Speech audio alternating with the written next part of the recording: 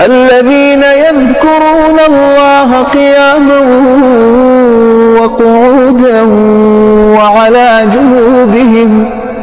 وعلى جنوبهم ويتفكرون في خلق السماوات والأرض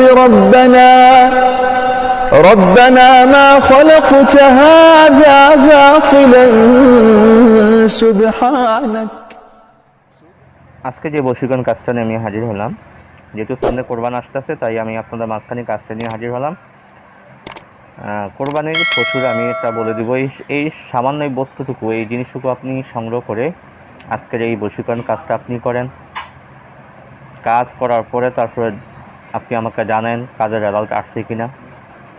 বারুদের মতো কাজ হবে, 100 রেজাল্ট নিশ্চিত ইনশাল্লাহ। সে আপনার গোলাম হয়ে যাবে, আপনার পিছে পিছে চলবে ইনশাল্লাহ। শুধু এই কাজটুকু আপনি করবেন, আগে কাজ করেন তারপরে ইনশাল্লাহ কথা হবে। তো মূল আলোচনাটা আমি চলে যাব, যেভাবে কাজটি করবেন ইনশাল্লাহ বলে দিব। তার আগে বলবো, যারা এখনও ভিডিওটি লাইক দেন না অবশ্যই ভিডিওটা লাইক দিয়ে রাখেন। যারা বন্ধুদের মাঝখানে শেয়ার করেন না অবশ্যই শেয়ার করে পৌঁছে দেন। আর যারা নতুন আসছেন তারা চ্যানেলটি সাবস্ক্রাইব করে বেল বাটন অন করে রাখুন, যাতে পরবর্তী ভিডিও আপনার নোটিফিকেশনে চলে যায়। তো আসেন মূল আলোচনাতে আমি যাই। যারা আমাকে দিয়ে কাজ করতে চান তারা স্ক্রিনে ইমো নাম্বার, হোয়াটসঅ্যাপ নাম্বার দেওয়া আছে, সেখান থেকে আমার সাথে যোগাযোগ করে ইনশাআল্লাহ কাজ করতে পারেন। 100 গ্যারান্টি। আমাকে কাজ দেওয়ার আগে অবশ্যই কাজে রিভিউ আলহামদুলিল্লাহ দেখে নেবেন। হাজার রিভিউ আলহামদুলিল্লাহ ইউটিউবে আছে, এবং আপনি চাইলে আমার ইমোতে বা হোয়াটসঅ্যাপে দেখতে পারেন ইনশাআল্লাহ। তো আসলে মূল আলোচনাতে যাই। আপনি কোরবানি পশুর সামান্য কতটুকু চামড়া আপনি সংগ্রহ করেন। কোরবানি পশু থেকে যে কোনো ছাগল হোক বা গরু হোক, ভেড়া হোক, যে কোনো কোরবানি পশুর তো চামড়া আপনি সংগ্রহ করেন। কাঁচা চামড়া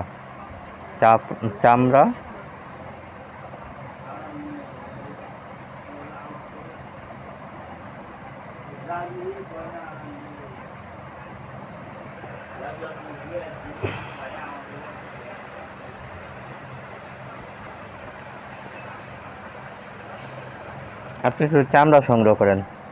চামড়া সংগ্রহ করে আপনি এই চামড়াটাকে ভালোভাবে ধুয়ে নেন। ভালোভাবে ধুয়ে সুন্দর করে এটা রোদ্রে শুকান।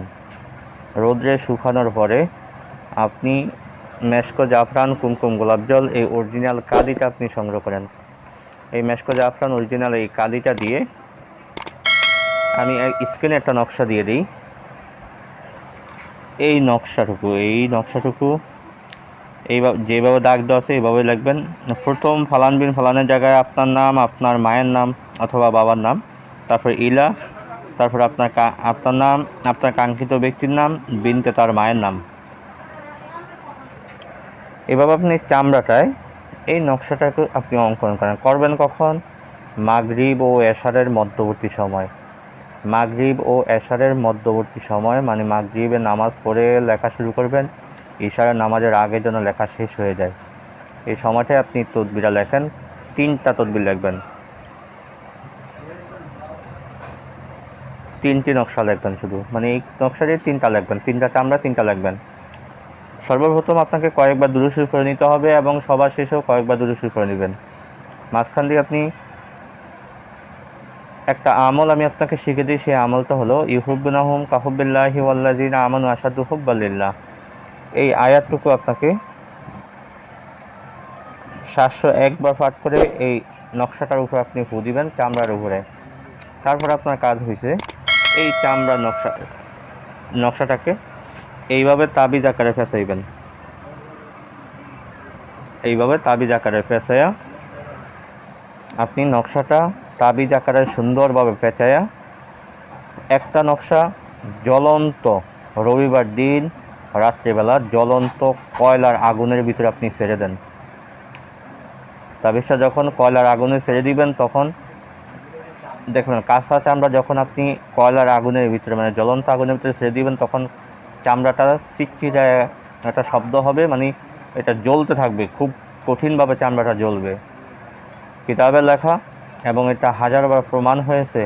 যত আলহামদুলিল্লাহ, চামড়াটা পড়ার সাথে সাথে আপনার সেই কাঙ্ক্ষিত ব্যক্তির অন্তরের ভিতরে অন্তর জ্বালা শুরু হয়ে যাবে আপনার জন্য। সে আপনার জন্য পাগলও হয়ে যাবে আপনাকে পাওয়ার জন্য।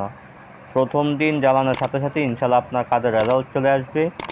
পরের 2টা দিন আপনি জ্বালানো বন্ধ করবেন না, সেই 2 দিনেও আপনি জ্বালিয়ে দিবেন। যদি প্রথম দিন রেজাল্ট না আসে, দ্বিতীয় দিন ইনশাল্লাহ নিশ্চিত। কোনো ভাগ্যক্রমে যদি দ্বিতীয় দিনও না আসে, তাহলে তৃতীয় দিন জ্বালাবেন।